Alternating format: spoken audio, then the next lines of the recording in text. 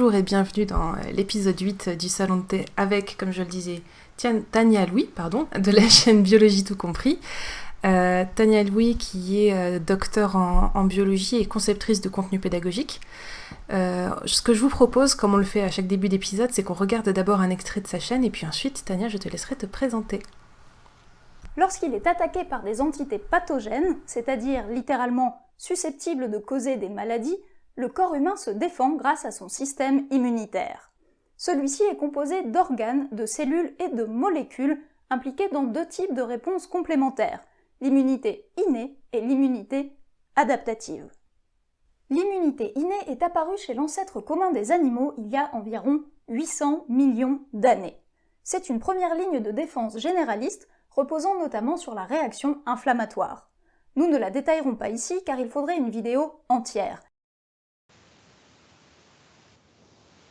Hop, si je rallume le micro, ce sera mieux. Donc, Tania, est-ce que tu peux nous présenter un petit peu d'où tu viens et ce que tu fais actuellement ? Ouais, alors dans une vie antérieure, je faisais de la recherche et j'ai fait un master recherche en virologie fondamentale à l'Institut Pasteur et un doctorat en virologie moléculaire au CNRS où j'ai principalement travaillé sur le VIH et bon, la recherche étant ce qu'elle est, j'ai fini par travailler sur le cancer. Parce qu'on se pose une question au début et on ne sait pas où ça va nous amener à la fin. Donc moi, je suis partie du VIH et ça m'a amené au cancer. Et j'ai décidé d'arrêter la recherche après ma thèse, pour plein de raisons, et de plutôt me consacrer à la diffusion de connaissances. Donc j'avais déjà fait pas mal de vulgarisation pendant ma thèse, en fait. Donc, déjà, j'avais enseigné pendant 3 ans à la fac, et j'avais participé à la fête de la science, travaillé avec les petits débrouillards, monté une pièce de théâtre de vulgarisation avec des chercheurs. Donc j'avais déjà un peu tâter le terrain pour savoir que c'était ça que j'avais envie de faire après. Et donc ça, c'était en 2015. Donc ça va bientôt faire 5 ans que je fais de la vulgarisation scientifique. Alors sur YouTube, effectivement, et c'est à mon avis ce qui est le plus visible via Internet, mais pas que. Donc j'ai ma propre chaîne, mais je travaille aussi avec Billes de Science, qui est une chaîne de la main à la pâte. Et j'ai aussi monté récemment, ça on aura l'occasion d'en reparler, justement par rapport à la crise sanitaire en cours, un collectif de chercheurs qui produisent du contenu pédagogique. Mais au-delà de ça, je donne des conférences, je conçois, j'anime des ateliers, enfin voilà, je participe à un peu plein de choses différentes. L'an dernier, je travaillais pour une association et on a monté un escape game pédagogique pour la fête de la science. Voilà. Une des choses que j'aime bien dans la vulgarisation, c'est justement le fait qu'il y a plein de supports différents et plein de possibilités créatives. Super. Alors, je ne sais pas si la thèse a été un élément traumatique, mais sachez, si ça vous intéresse, qu'on en parlera avec Agatha du Nid de Pie lundi, de comment communiquer et parler de sa thèse pour mieux la vivre, ce qui est un vaste Je débat. pense que pour en avoir discuté avec elle, la thèse d'Agatha était plus traumatique que la mienne. Alors, pourquoi est-ce que tu as choisi Twitter comme moyen de communication, puisque ça va être un peu le média sur lequel on va se concentrer aujourd'hui ? Ouais, au départ, c'était pas un moyen de communication, c'était clairement un moyen de réseautage. Parce que il faut bien avoir conscience que dans le domaine de la culture scientifique, Twitter, c'est le réseau social professionnel. C'est pas LinkedIn, c'est pas Facebook ou quoi que ce soit, c'est Twitter. Toutes les structures de médiation sont sur Twitter. Et donc, comme j'ai fait une réorientation professionnelle, c'était important pour moi de me construire un réseau vis-à-vis de nouvelles structures qui étaient susceptibles de m'embaucher, parce que j'ai quand même mis plus d'1 an à trouver du travail au début. D'autant que j'ai déménagé, donc j'ai perdu tout mon réseau local, donc le réseau internet était vraiment hyper important. Et voilà, à la base, c'est pour ça que je me suis fait un compte Twitter, c'était pour moi connaître les acteurs de mon réseau professionnel et me faire connaître d'eux. Et il se trouve que la culture scientifique est très active sur Twitter. Donc au-delà d'être un réseau professionnel, c'est aussi un réseau d'information. Et en plus, ces dernières années, on a vu d'autres acteurs s'en emparer. Alors les vidéastes étaient déjà là, quand je me suis lancée en 2015, c'était les tout premiers, mais il y en avait déjà quelques-uns. Mais il y a les chercheurs maintenant qui s'expriment beaucoup, et donc tu as eu l'occasion d'en discuter avec Pierre il n'y a pas très longtemps. Exactement. Et donc c'est très très riche aujourd'hui, Twitter, comme source de contenu, en tout cas dans le domaine des sciences. C'est ce qu'on appelle une plateforme de microblogging qui a l'avantage de permettre aux scientifiques et au public de s'informer sur l'actualité sans pour autant aller faire un tour d'archive tous les matins, de lire les abstracts, etc. C'est quelque chose qui est non seulement instructif, mais en plus ludique. Je trouve qu'il y a des déclinaisons absolument fantastiques qui se font de la communication scientifique sur Twitter. De ce que j'en ai vu, la présence des institutions de recherche françaises sur les réseaux, elle a commencé début 2010, enfin dans le début des années 2010, puis les chercheurs, ils ont commencé à s'y mettre vraiment il y a 4 ou 5 ans. Est-ce que toi, tu t'y es positionnée directement en tant que chercheuse ou en tant que vulgarisatrice et tu postais des contenus de vulgarisation ? Moi, c'était vraiment en tant que vulgarisatrice, parce que justement, l'objectif, c'était de me faire connaître des acteurs professionnels de ce réseau-là. Donc, s'étiqueter chercheur, ça aurait été complètement contre-productif. Par contre, depuis le début, ma biographie Twitter commence par docteur en biologie. Pour plein de raisons. La première, c'était sur le plan professionnel, je commence à chercher un premier emploi dans un domaine à 25 ans. Il faut un peu expliquer ce que j'ai fait avant. Et au-delà de ça, comme je vulgarise beaucoup en biologie, c'est aussi une source de légitimité. De dire, voilà, je vulgarise, mais globalement, je sais de quoi je parle. C'est pas juste une passion ou un hobby, c'était mon métier à la base. Donc aujourd'hui, on va parler de Twitter comme moyen, évidemment, de s'informer, mais surtout de fact-checker une information. On est dans un contexte où on est débordé, overloadé d'informations qui disent tout et son contraire. Ce que j'apprécie beaucoup personnellement sur Twitter, c'est que on a une responsabilité, enfin l'informateur a une responsabilité de véracité, de vérification de ses sources, mais elle n'est pas toujours respectée. En revanche, ce qu'on constate, en particulier dans le milieu de la communication scientifique, c'est qu'il y a des gens qui font respecter la rigueur et la véracité des propos. Si vous suivez les bonnes personnes, vous allez rapidement constater qu'il y a des gens qui sont là dans les commentaires et qui vont dire non, ça c'est pas correct. Comme ce matin, je sais pas si tu nous suis, Amaury, mais Amaury, si tu nous suis, bonjour. Quelqu'un qui disait c'est le moment du déconfinement, et Amaury qui disait ou pas, peut-être restez chez vous le plus possible. Et c'est hyper positif, je trouve, d'avoir cette communauté qui, un peu comme sur Reddit ou comme sur d'autres plateformes, s'auto-modère et permet d'avoir une information qui est plus propre. Alors, ça c'est une chose. Après, il faut trouver les bons comptes à suivre et qui, dans les corrections qu'il amène ou qu'elle amène, est rigoureux et juste. Parce qu'il y a évidemment des partis pris, il y a tout et son contraire sur Twitter comme dans l'actualité. Donc, comment est-ce que tu recommanderais de procéder lorsque quelqu'un arrive sur Twitter pour vérifier une information ? Est-ce qu'il y a des comptes à suivre ? Est-ce qu'il y a de bonnes pratiques ? Oui, alors ça dépend forcément du domaine dans lequel on cherche à s'informer, hein, parce que même en sciences, c'est très vaste. Je pense que les comptes que je suis moi par rapport à la biologie n'ont rien à voir avec ceux qui sont suivis par le spatial ou l'informatique ou la linguistique, etc. C'est bien d'avoir un point de départ. Alors le point de départ, ça peut être une personne qu'on connaît déjà, parce que par exemple on suit ses vidéos, parce qu'on sait qu'il travaille dans tel laboratoire de recherche, parce que il a écrit un article vulgarisé sur le journal du CNRS, par exemple. Il y a plein de points de départ potentiels, et d'aller voir le compte d'un de ces points de départ et de voir qui il partage et qui il suit. Alors évidemment, Twitter, c'est un peu particulier en termes de sources d'information, parce que c'est quelque chose qu'on utilise à la fois pour de la veille et pour du loisir. Moi, si vous allez voir les comptes que je suis, alors il n'y en a pas beaucoup, il y en a quelques centaines, mais il y en a une partie qui sont des amis, une partie qui sont du travail, et une partie qui sont des trucs que j'aime bien et qui n'ont rien à voir. Là, je suis des comptes d'aquarium qui partagent des vidéos de pingouins. Si vous allez regarder les comptes que je suis pour trouver des informations scientifiques, ça ne vous aidera pas beaucoup. Donc il y a quand même un tri à faire. Mais l'avantage, c'est que globalement, quand on regarde la liste des abonnés à un compte, on voit les biographies. Donc on va repérer qui est chercheur en telle chose, qui a une chaîne YouTube de vulgarisation, etc. Et on va pouvoir faire un premier tri rapide. Donc ça, c'est quand on part de rien, avoir un compte point de départ et creuser à partir de là, ça marche pas mal. Moi, c'est ce que j'ai fait au début de la crise sanitaire, où en fait, on avait très peu d'informations en français, et donc très peu d'informations dans mon réseau préexistant. Et du coup, je suis allée chercher du côté des comptes anglophones, de journalistes scientifiques, de chercheurs en virologie, etc. Et en fait, je suis remontée à partir de quelqu'un qui live-tweetait les conférences de presse de l'OMS. D'accord. Voilà. Donc j'avais vu passer des partages des tweets de l'OMS, et je suis allée regarder un peu qui partageait ça. Et en fait, je suis tombée sur tout un réseau de gens qui échangent régulièrement, qui se partageaient entre eux. Et j'ai pu aller regarder un peu lesquels je trouvais intéressants pour les suivre. Ça, c'est un point de départ potentiel. Après, il y a tout ce qui est événement avec hashtag. S'il y a un événement qui vous intéresse, alors je sais que dans le spatial, ça se fait beaucoup, les Last Jedi, etc., d'aller regarder le hashtag et qui tweet. sur ce hashtag-là, et si vous voyez quelqu'un qui dit des choses intéressantes sur ce hashtag, peut-être que ça vaut le coup d'aller suivre son compte, parce que ce qu'il va dire ailleurs va vous intéresser aussi. Voilà, en gros, l'idée de Twitter, c'est que c'est un gros réseau, avec des choses qui vous intéressent, des choses qui vous intéressent pas. Il faut trouver une porte d'entrée et détricoter le réseau. Ça peut être un peu long, mais ça dépend de la quantité de comptes que vous voulez suivre aussi, hein.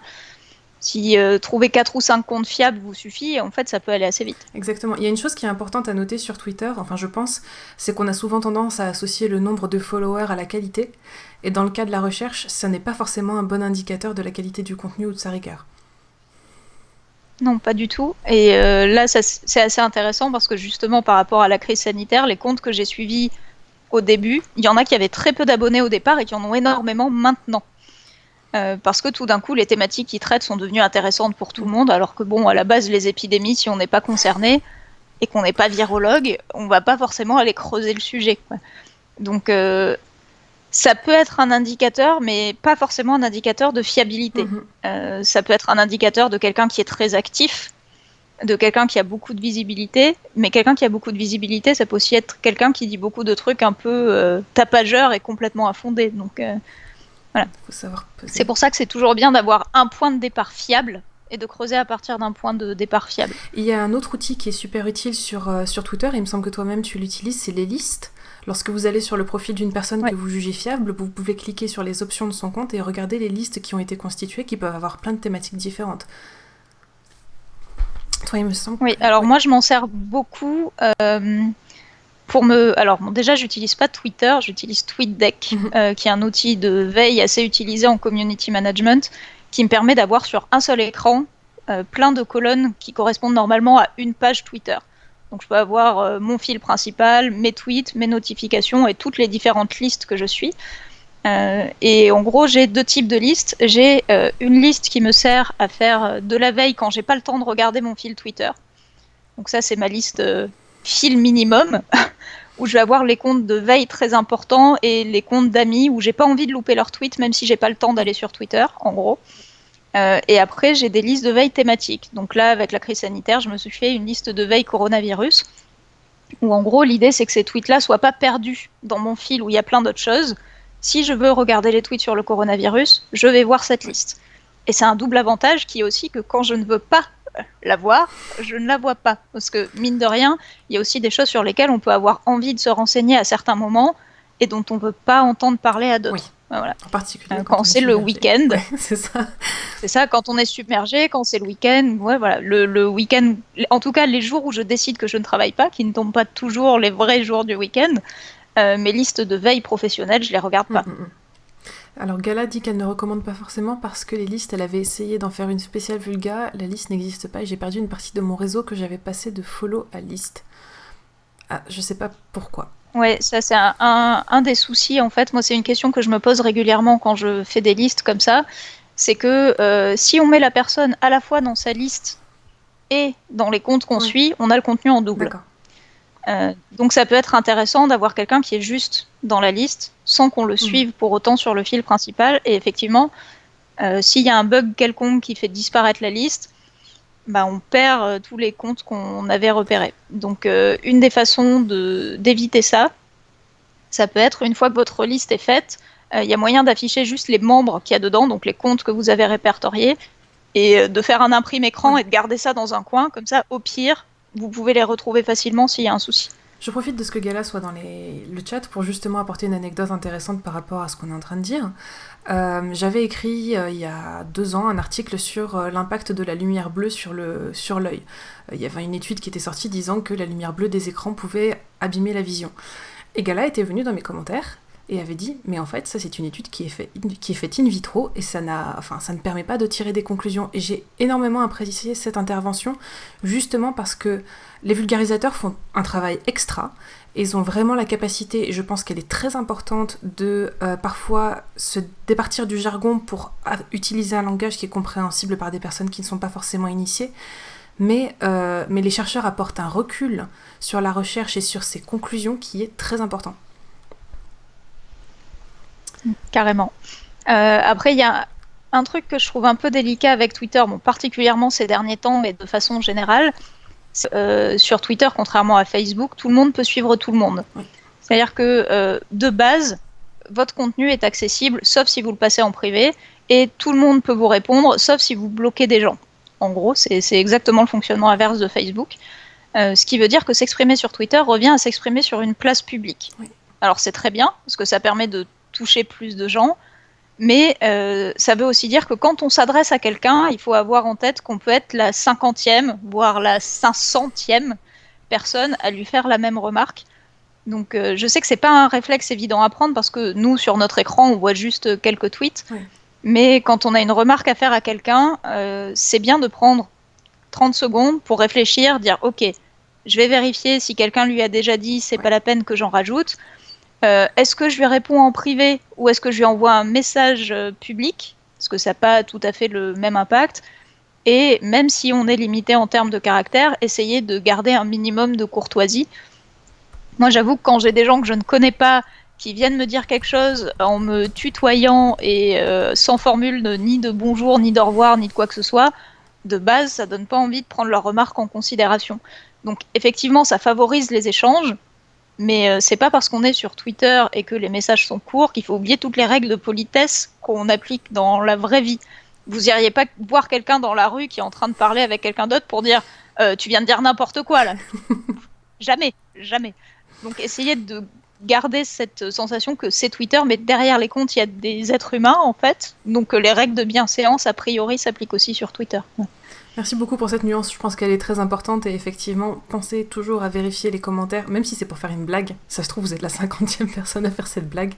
Pensez à aller voir les commentaires pour ne pas surcharger les notifications des communicants. C'est quelque chose dont on va pas mal parler après, quand on va entrer dans le détail de la façon dont tu as été submergé de messages à l'arrivée du Covid. Personnellement, en termes de recommandations, je dirais que se tourner vers les personnes qui sont soit des chercheurs, soit des personnes ayant une très bonne connaissance du milieu. Je pense par exemple, Charles Gaboulot n'est pas un chercheur en spatial, mais c'est quelqu'un qui a un véritable intérêt pour le spatial, qui blogue sur le spatial, qui live tweet. C'est une bonne base pour commencer à trouver des personnes qui sont fiables. Et évidemment, vous avez les comptes spécialisés dans la vulgarisation qui vont demander plus de travail, puisqu'il va falloir que vous arriviez un petit peu à déterminer quelle est leur éthique informationnelle. Donc est-ce que vous avez l'impression qu'ils postent souvent des sources ? Est-ce que vous avez l'impression que lorsqu'on leur pose une question, ils vont y répondre en allant chercher l'information ou en disant juste je sais pas trop, j'ai lu ça quelque part, mais tu peux retrouver l'info sur Google. Sachant que ça, c'est une autre chose qui est importante. Allez chercher l'info sur Google. Des fois, ça demande 3 clics et c'est bon, vous allez la trouver. Moi, je suis toujours ravie de donner l'information, mais des fois, je suis un petit peu sidérée de voir que les gens me disent « C'est quoi ça ?» tu fais une recherche inversée d'image et puis pouf, c'est bon. Mais voilà, enfin, les vulgarisateurs, j'en suis, et je soutiens absolument notre cause. Je pense qu'on fait un travail qui est important, encore une fois, en particulier pour des personnes qui ne maîtrisent pas un jargon dans un domaine particulier. Les comptes de chercheurs vont pas forcément vous être les plus profitables, parce que tous n'ont pas la capacité à utiliser un langage simple et clair. En revanche, vraiment, soyez prudents lorsque vous allez sur un compte de vulgarisateur, en particulier un compte de vulgarisateur connu, mais pas exclusivement. Regardez un petit peu quelles sont les informations qu'ils postent, quelles sont les sources qu'ils postent et comment ils répondent aux questions des gens. C'est très important. Et n'hésitez pas à aller voir dans les commentaires s'il y a d'autres personnes avec une biographie qui semble légitime et un certain savoir qui viennent en opposition et qui disent « Non, ce que tu viens de dire, c'est pas correct ». C'est très important. Après, une des autres façons intéressantes pour remonter, ça peut être de faire des recherches de liens sur Twitter. Si vous avez vu un contenu que vous avez trouvé super, alors que ce soit une vidéo YouTube, un article ou peu importe, vous pouvez taper le lien dans la barre de recherche Twitter et vous allez voir tous les tweets qui ont partagé le contenu qui vous ont plu. C'est vrai. L'algorithme de Twitter fait que ceux qui s'affichent en premier sont ceux qui sont déjà les plus proches de votre réseau. Donc si vous avez déjà monté un réseau autour de la thématique qui vous intéresse, mécaniquement ça devrait faire remonter les tweets des gens susceptibles de vous intéresser. Et donc vous pouvez voir comment les gens ont partagé un contenu que vous avez apprécié. Ou à l'inverse, si vous avez vu un contenu que vous avez trouvé vraiment nul, ou mensonger, déformé, peu importe, mais mal fait, et que vous recherchez sur Twitter, si vous voyez un compte d'un gros vulgarisateur, par exemple, qui le partage en disant c'est génial, vous savez que a priori il faut quand même vous méfier de la façon dont travaille cette personne. Voilà, donc pas hésiter à voir comment les gens sur Twitter traitent les contenus hors Twitter que vous avez appréciés ou au contraire trouvés critiquables. Est-ce qu'il y a des comptes en particulier que tu aimerais recommander, toi ? Alors, bon, dans le domaine, on va dire, des sciences biologiques, au sens je pense que Florian Gouttière, donc son compte s'appelle Curiologie, c'est vraiment une personne à suivre. Donc, il n'est pas scientifique à la base, mais il a travaillé en tant que journaliste et il a écrit un ouvrage merveilleux, Science Santé, doit-on tout gober, qui est justement un ouvrage sur comment s'informer de façon fiable, comment avoir un retour critique au contenu et surtout comment se construit et se transmet la connaissance dans le domaine des sciences médicales. Donc, qui est un peu à l'actualité en ce moment, mais qui se trouve être traité de façon générale, même quand on n'est pas en pandémie, on parle d'information médicale. Et donc c'est quelqu'un qui a une approche hyper critique, hyper rigoureuse. Donc si lui partage un contenu ou relaie un vulgarisateur, vous pouvez être sûr que c'est fiable, parce que Florian ne partage rien sans le vérifier. Voilà, ça c'est sûr et certain. Dans le même registre, il y a Marc Gozlan, qui a un blog et qui fait de la vulgarisation médicale à la base à partir de cas cliniques étonnants. Et là, en ce moment, comme tout le monde, il travaille beaucoup sur le coronavirus. Et c'est une personne qui travaille de façon hyper méticuleuse, avec beaucoup de sources, beaucoup d'analyses, et toujours de sources primaires. C'est quelqu'un qui va lire les publications, qui a la formation pour les comprendre et qui les retranscrit.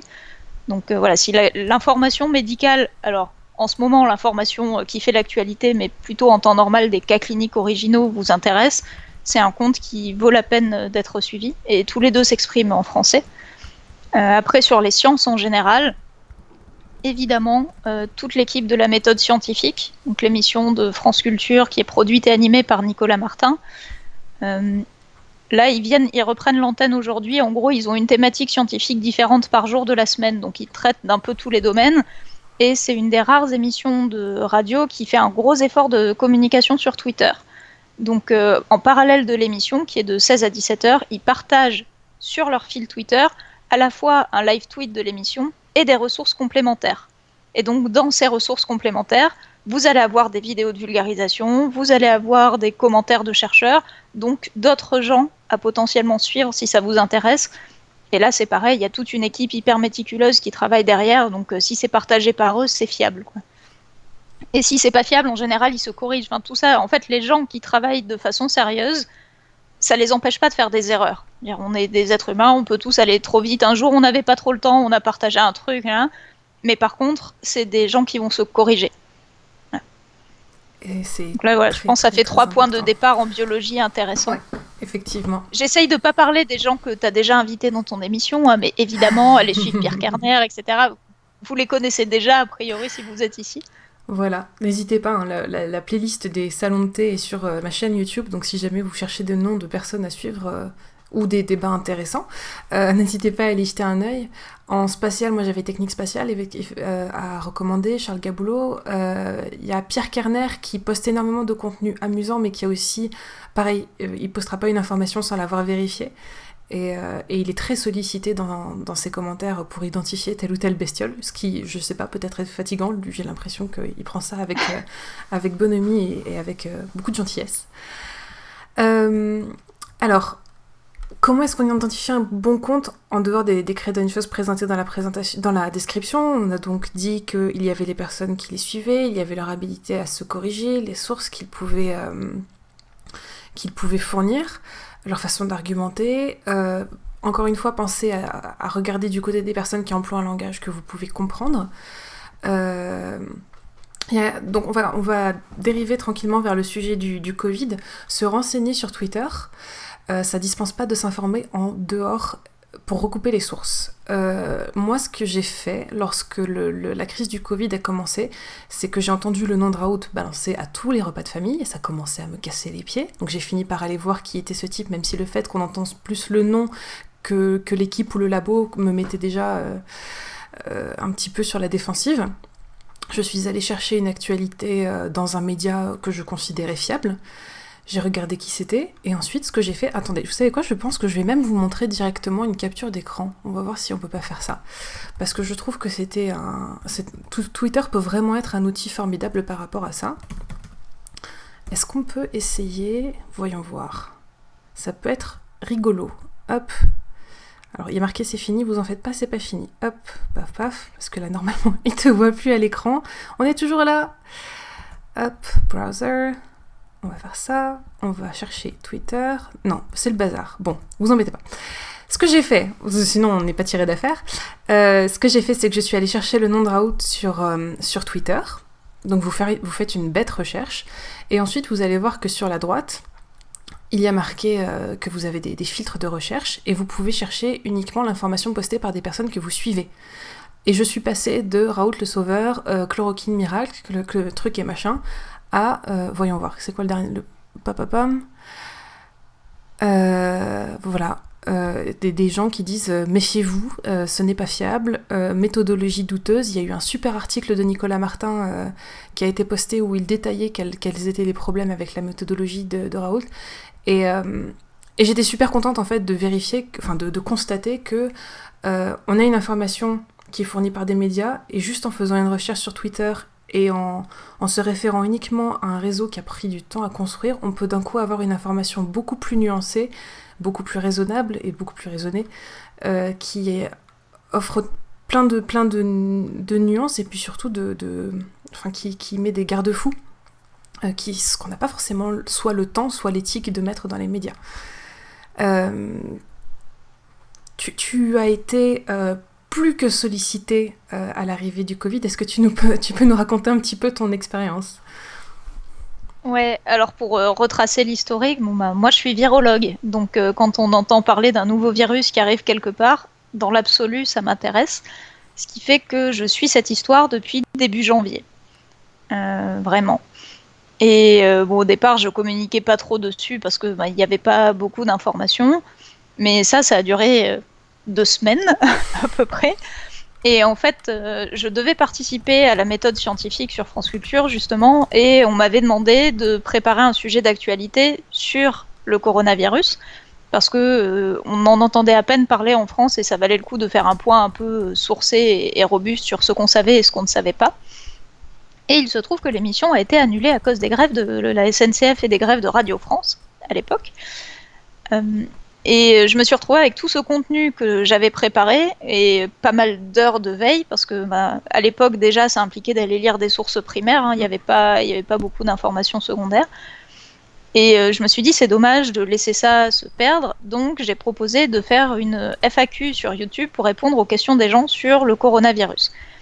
Et ça c'était autour du 20 janvier et il y avait déjà une quantité de questions énorme et beaucoup d'inquiétudes, alors que à l'époque, pour le coup, c'était quelque chose qui était quand même très localisé, mais les informations allaient déjà très vite. Et donc j'ai fait cette FAQ, et habituellement sur ma chaîne, les vidéos, elles font quelques milliers de vues, quoi, c'est pas énorme. Sauf que celle-là était partagée par Dr Nozman, et la vidéo, je sais pas où elle en est aujourd'hui, parce que très honnêtement, je ne regarde plus, mais elle a dépassé les 100 000 vues en 10 jours. Voilà.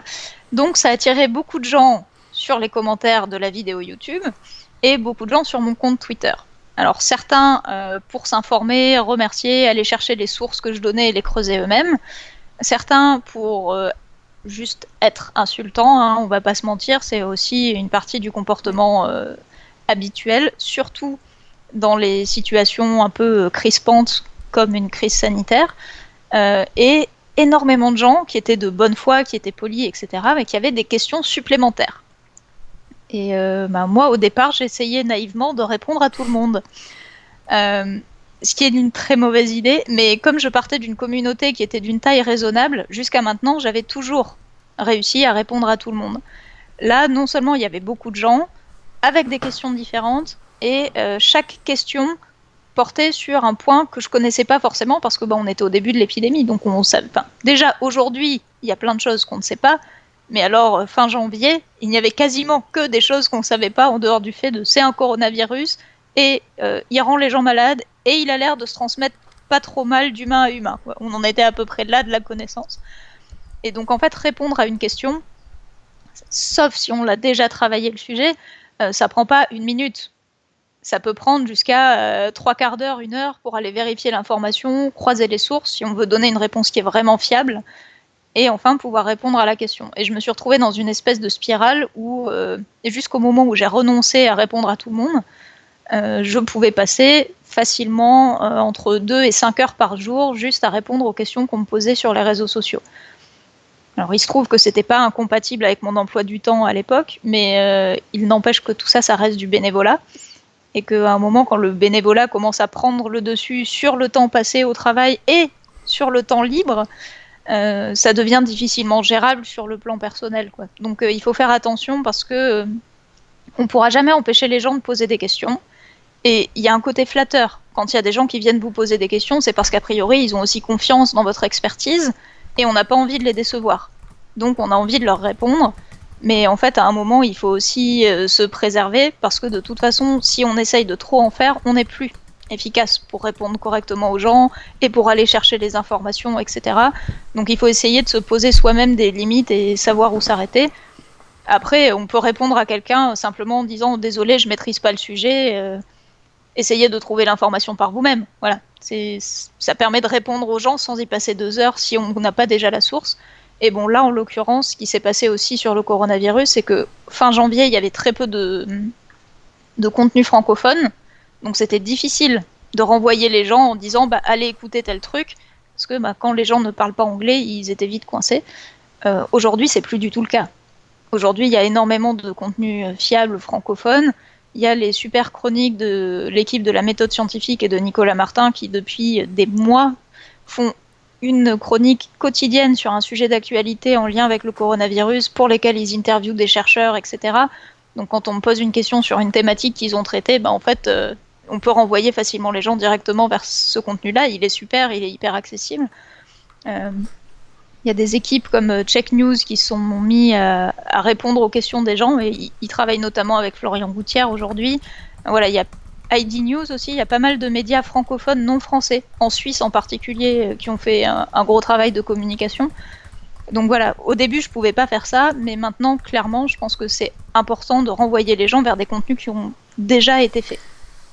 Non seulement pour ne serait-ce qu'améliorer leur visibilité, ce qui est important, puisque quand on trouve un contenu fiable, il est important de le propulser sur l'avant de la scène, mais ça évite aussi une surcharge d'informations où les gens ne savent plus qui a posté quoi et qu'est-ce qu'il faut. Enfin, je pense que concentrer parfois sur une source fiable, ça peut être beaucoup plus efficace en termes d'informations qu'essayer de multiplier les explications.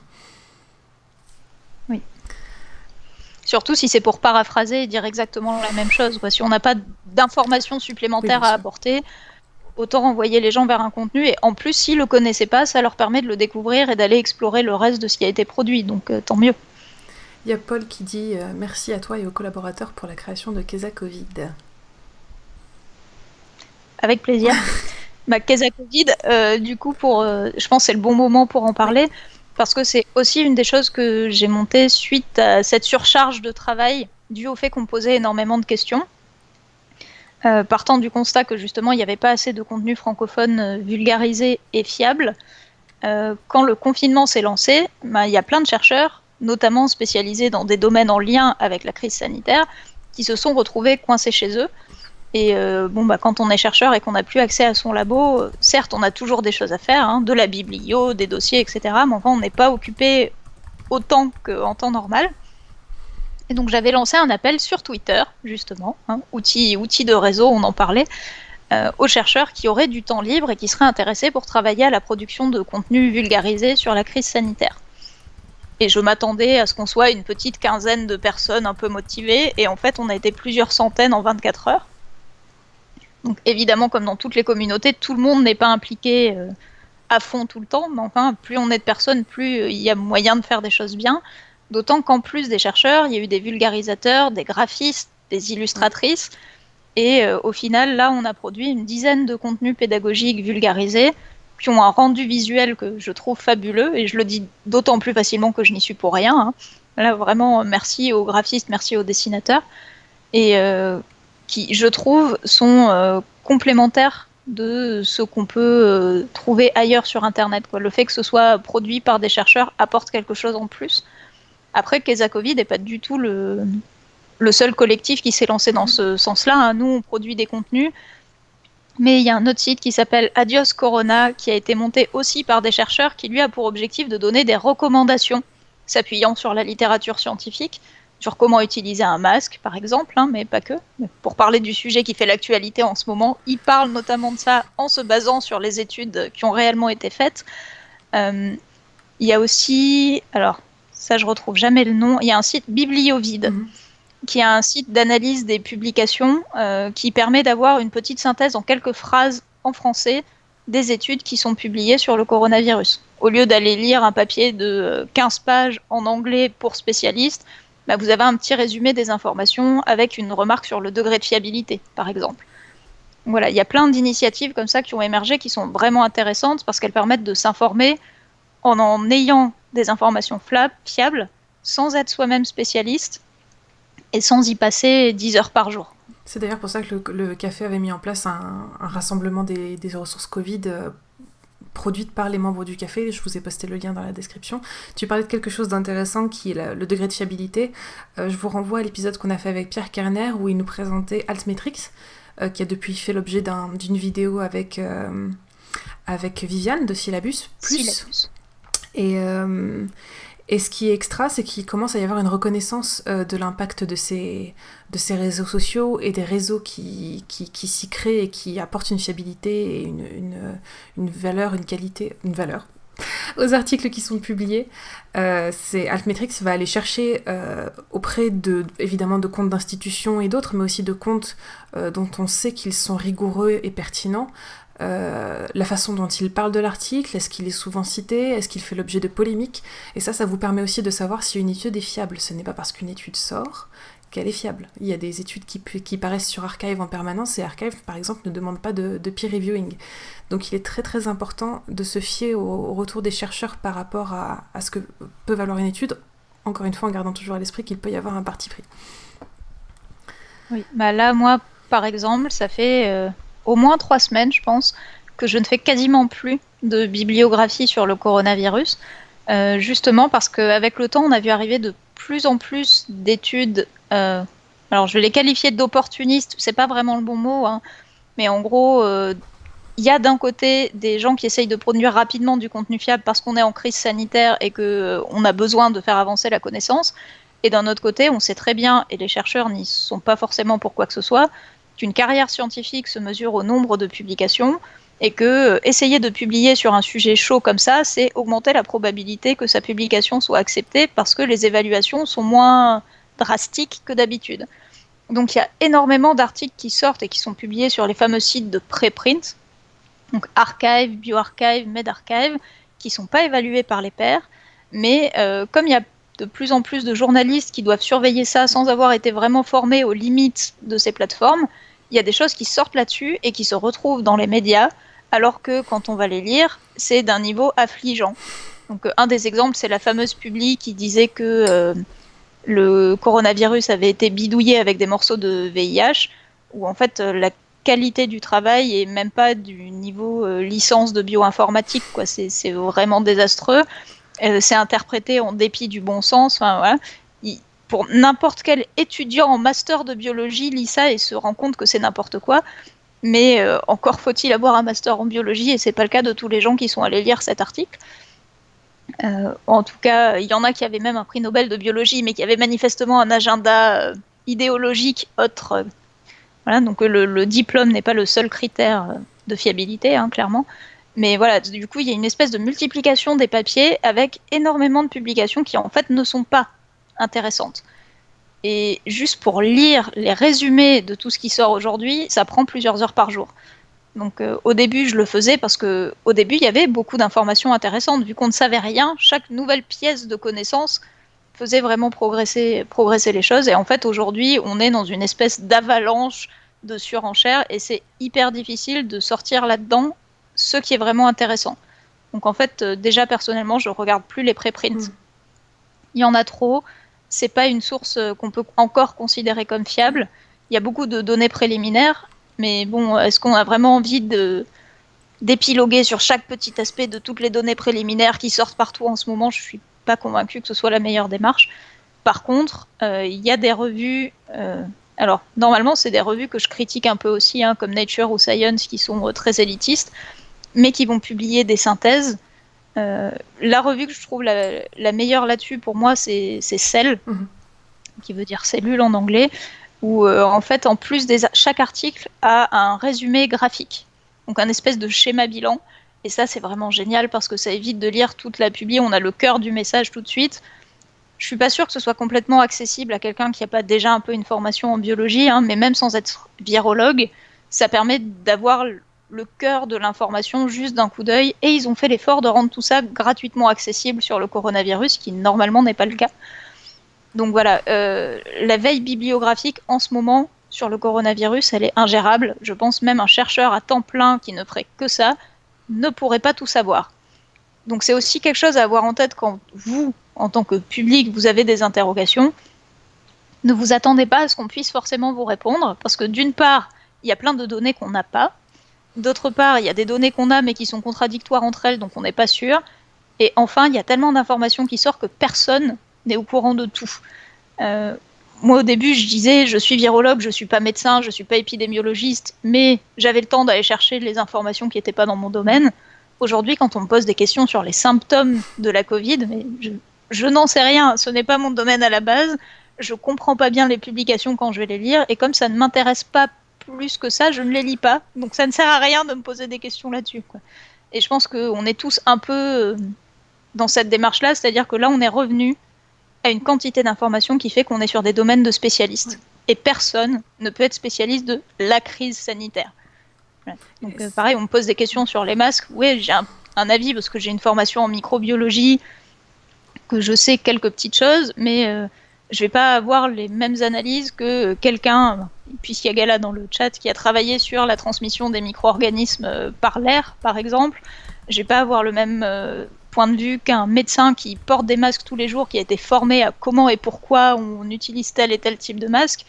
Moi, je mettais juste des masques chirurgicaux pour utiliser le VIH en laboratoire par mesure de précaution qui était complètement du bonus, hein, parce que le VIH, ça ne vous infecte pas en rentrant dans votre nez, a priori. Enfin bon.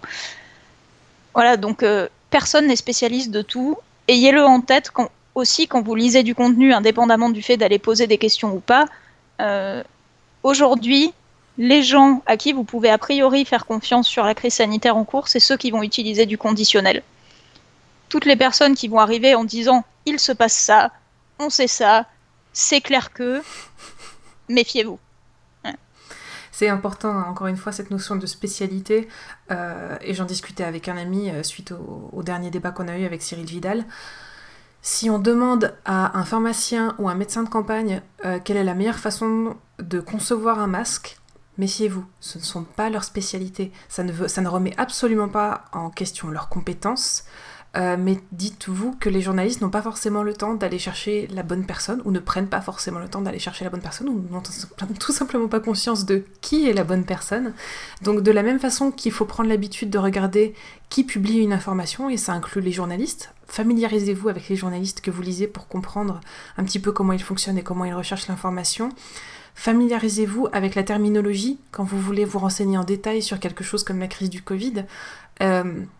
Est-ce qu'un virologue, c'est la même chose qu'un épidémiologiste, qui est la même chose que quelqu'un qui va travailler sur les masques, je ne sais pas quel est leur nom, technicien, ingénieur masque, qui n'est pas la même chose qu'un médecin ou même qu'une infirmière. Donc il est très important de garder ces distinctions à l'esprit, et surtout, on en parlait juste avant le début de ce live, apprenez que quand quelqu'un vous dit « on ne sait pas », ce n'est pas un échec, c'est un progrès en cours.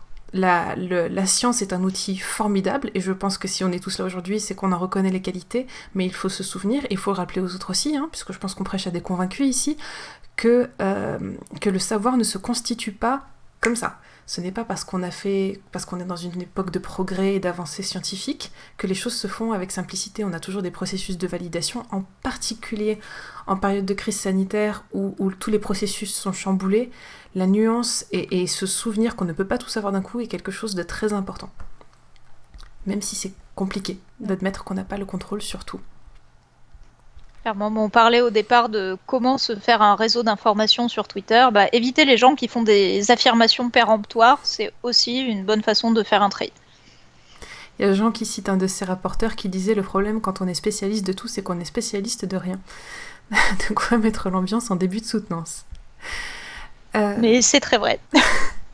Est-ce que tu constates, alors ça c'est une question qui m'intéressait, est-ce que de la façon dont tu vois les gens se renseigner auprès de toi, te poser des questions, tu as réussi à en dériver certaines erreurs dans la façon de s'informer? Est-ce que tu vois des comportements qui, selon toi, ne sont pas corrects dans la façon de s'informer ou de recevoir l'information et qui mériteraient d'être reformulés, réévalués? Ça, c'est compliqué parce que, en fait, je pense qu'on a tous notre petite bulle informationnelle, que ce soit sur Twitter ou dans la vraie vie. Moi, ma bulle sur Twitter et sur les réseaux sociaux, c'est à la base une bulle de gens qui font de la vulgarisation ou de la recherche.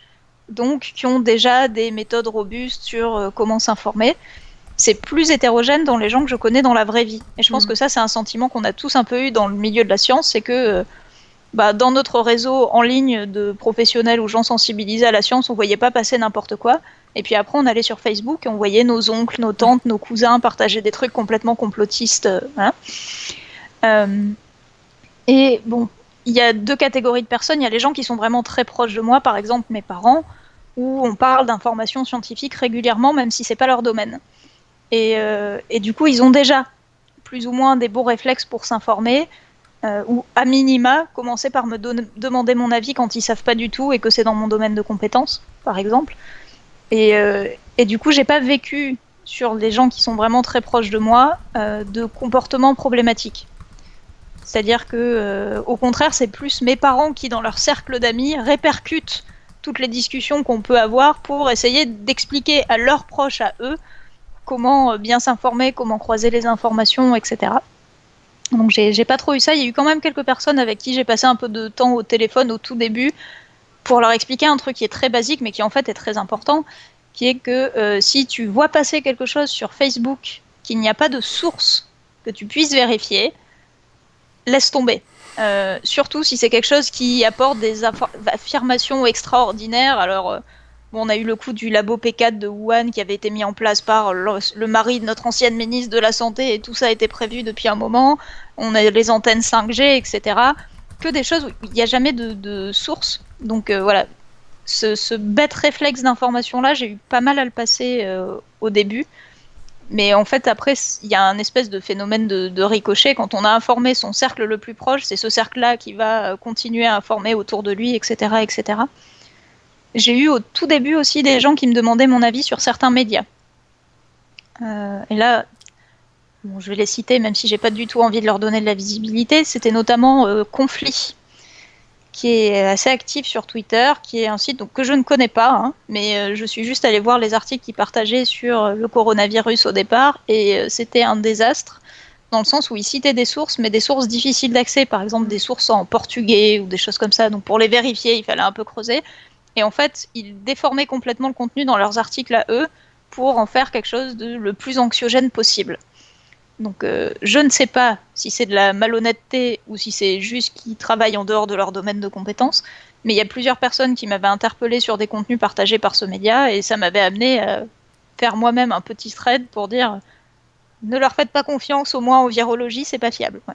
Voilà, ça c'est un peu le seul truc de démarche et de comment chercher des informations que j'ai pu faire en ligne à la base, je pense. Le fait qu'ils soient très actifs sur Twitter a été assez remarquable, et c'est, encore une fois, c'est quelque chose qui doit apporter de la méfiance plus que... Enfin voilà, il y a des médias, il y a des domaines où, encore une fois, le nombre de followers ou la présence tout simplement sur votre timeline, décidément, peut être un indicateur de qualité. Si vous suivez des illustrateurs ou des comiques ou plein d'autres choses, ça peut être un indicateur.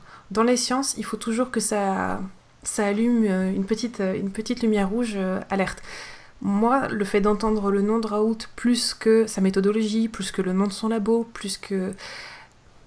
ça m'inquiète, si vous voulez. Et je pense qu'il faut que vous ayez toujours ce réflexe de « Ok, j'ai entendu une information, et là j'en fais référence à ton bug, source ».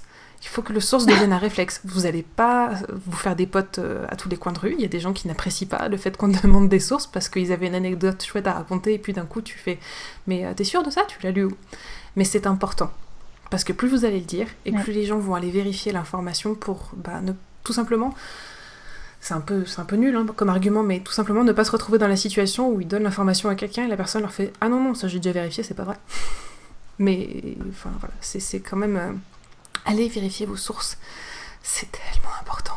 Moi, ce que je me demande, c'est... Et juste pour rebondir sur le point des sources, si vous ne l'avez pas vu, allez regarder la dernière vidéo de la chaîne Le Malin Génie, qui justement porte sur la question des sources, mais en littérature scientifique, parce qu'en fait, quand on cite une source, encore faut-il l'avoir lue.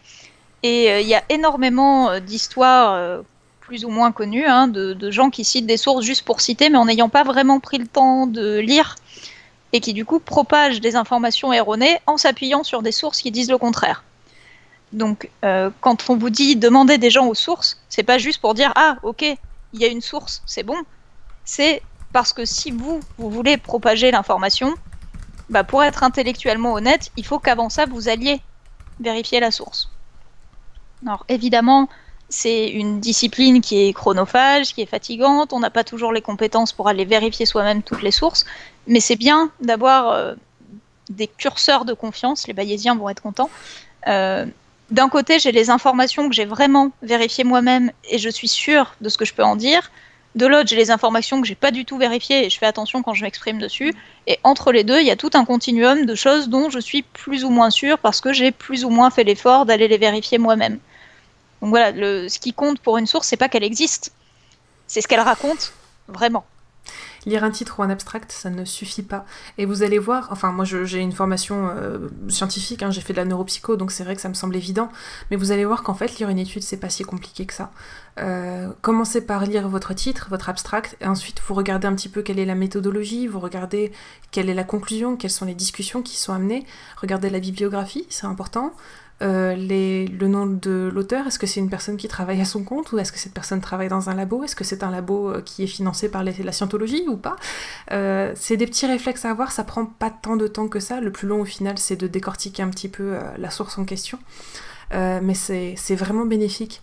Ce que je me demandais c'est pourquoi, et c'est peut-être un conseil à donner, pourquoi est-ce qu'autant de gens essaient de se renseigner autant en profondeur, s'accroche à tellement de petits détails, non, mais par exemple sur la coagulation du sang provoquée par le Covid, pourquoi est-ce qu'on s'accroche à ça alors qu'à côté il y en a plein qui portent leur masque sur le menton? Moi j'ai du mal à comprendre ce réflexe-là. Oui, non, il y a des trucs un peu paradoxaux. Il y a aussi des gens qui demandent si il pourrait y avoir du coronavirus dans le sperme, ce qui en ferait une maladie sexuellement transmissible, alors que en fait ça passe par la salive.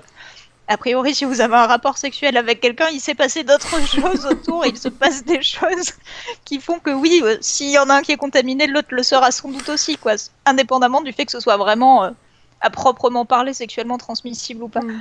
Je pense que c'est lié à plusieurs choses. La première, c'est l'anxiété. C'est qu'une crise sanitaire, c'est une situation anxiogène, c'est quelque chose que, en tout cas, en France et dans les pays de ce type-là, on n'a pas connu. Donc, en tout cas, notre génération, parce que le VIH, c'est pas si vieux, ça a 40 ans. Donc, il y a des gens aujourd'hui qui ont connu la crise sanitaire du VIH. Mais c'est une maladie qui n'avait pas tout à fait la même dynamique. Donc, ça génère de l'anxiété. Et quand on est anxieux, on veut des réponses. Parce que le fait de ne pas savoir et d'avoir à gérer de l'incertitude en plus de l'anxiété, c'est très compliqué. Donc ça, à mon avis, c'est le premier facteur. Et le deuxième facteur, c'est sans doute le temps libre. Parce que, à mon avis, les gens qui creusent beaucoup, ce ne sont pas les parents seuls avec 2 enfants à la maison et du télétravail à faire en même temps. Je pense pas. Le fait qu'on se soit retrouvé en confinement, ça a aussi généré un certain nombre de situations avec des gens qui avaient plus de temps libre que d'habitude. Et quand on entend parler en boucle d'un sujet et qu'on a du temps, on a envie d'aller chercher des informations sur ce sujet. Ça paraît assez naturel comme démarche. Et je pense que globalement, on n'a pas non plus assez l'habitude dans la façon dont on parle des sciences dans nos systèmes éducatifs et dans notre journalisme classique de gérer l'incertitude. Moi, il a fallu que j'arrive, je pense, au moins en prépa, peut-être déjà en école après, pour qu'on m'explique clairement ça, on ne sait pas. Ou ça, on pense que, mais c'est pas sûr. Tous les cours de sciences en collège-lycée, c'est... ça se passe comme ci, comme ça, comme ci, comme ça, comme ci, comme ça. Il n'y a pas d'incertitude nulle part, jamais. Alors qu'en fait, la science, c'est basé sur l'incertitude. Le fameux vrai jusqu'à preuve du contraire, il a un sens, quoi. Et du coup, se retrouver confronté à cette incertitude scientifique, c'est aussi quelque chose que beaucoup de gens ne comprennent pas, parce qu'on leur a jamais expliqué que les sciences, c'était ça. Et je pense que ça joue aussi sur le fait d'avoir envie de savoir, parce que ça paraît invraisemblable qu'on sache pas. Et mine de rien, il y a aussi l'aspect de tout est allé très vite. On n'entend parler que du coronavirus depuis des mois, donc on a l'impression qu'il est là depuis une éternité. En fait, on est début mai, et ça a commencé à arriver dans l'actualité début janvier. C'est rien. C'est vraiment rien du tout. Ça fait 4 mois et des poussières qu'on connaît vaguement ce virus. Alors, les informations sont allées très vite. En 4 mois et des poussières pour le VIH, on ne savait même pas quel était le virus responsable de la maladie. Donc oui, la science est allée très vite, mais enfin, il faut quand même un peu de temps. On ne peut pas savoir s'il y a des séquelles à long terme, alors que les gens qui ont eu le virus en premier l'ont eu il n'y a même pas 6 mois. On ne peut pas savoir si on développe une immunité pendant des années, alors que personne n'a eu ce virus il y a des années. Voilà, donc il y a plein de facteurs qui s'en mêlent. Ce serait intéressant de demander à quelqu'un qui fait plutôt de la socio ou ce genre de choses, pourquoi ces comportements de chercher à s'informer. Et je pense que l'anxiété, le fait de ne pas avoir l'habitude de l'incertitude en sciences et le temps libre, ça fait déjà un bon combo pour avoir envie de creuser. Comme disait Gala, il faut se méfier de ces réactions par rapport à cette incertitude. Il y a des gens qui vont poster des informations qui vont être erronées en toute bonne foi, tout simplement soit parce qu'elles sont déjà périmées, soit parce qu'on a des informations contradictoires qui circulent, et ce ne sont pas des gens qui ont envie de vous tuer. Et de la même façon, les gens qui vous disent on ne sait pas, ce ne sont pas des gens qui essaient de vous fermer à l'information, ce sont seulement des personnes qui ont l'honnêteté de vous dire on est en train de travailler là-dessus, prenez votre mal en patience, mais en attendant, le plus important, c'est de rester confiné, c'est d'apprendre à porter un masque, c'est d'apprendre à pratiquer les gestes barrières, et éventuellement vous pouvez aussi vous renseigner sur comment vous pouvez aider. C'est quelque chose que vous pouvez faire dès maintenant, et croyez-moi, il y a beaucoup à creuser. Donc rétablir un ordre de priorité dans les informations que l'on va chercher et ce qu'on en fait, et la façon dont on se force à les faire, parce que j'entends que le confinement et les gestes barrières, c'est moyen rigolo, on a tous envie d'un câlin actuellement, c'est normal. C'est quelque chose de super important. Il est déjà midi, c'est passé super vite. Est-ce que tu as quelque chose à apporter, des précisions, des recommandations ?